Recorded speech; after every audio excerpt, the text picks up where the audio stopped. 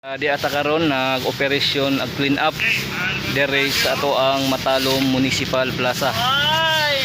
Kung diin nang limpyo ta kay maorog primerong adlaw sa ato ang pag-celebrate sa Foundation Day o Seafood Festival dere sa lungsod sa Matalom. Okay. Mao ni kahintang. Okay guys. Mao ni group 2.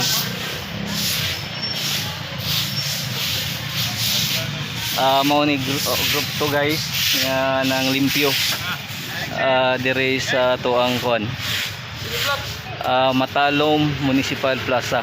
Mao ni member. Okay. Hello vlog, welcome to my guys. Mao ni si Carlito Tan ang kuan.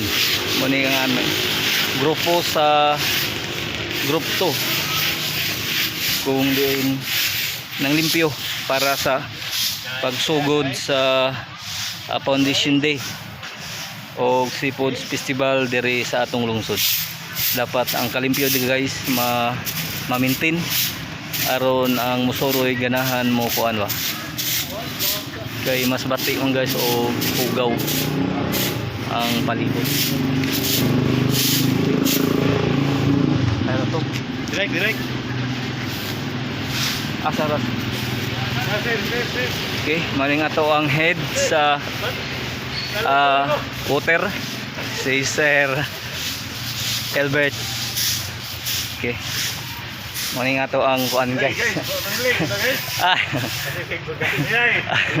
Maling atong sa MTO nga kuan.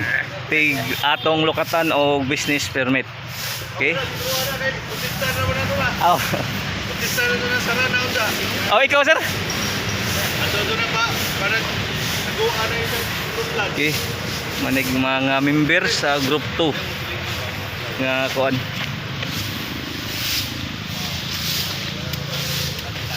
Okay guys, mao ni ang update sa ato ang lungsod kung diin naghimo ta og operation clean up sa pag-maintain sa kahinlo sa ato ang lungsod sa Matalom. Okay?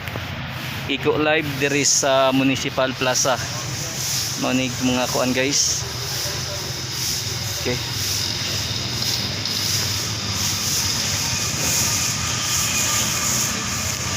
Okay, mauni kahimtang sa tuang kuan. Good luck o God bless kanatong tanan.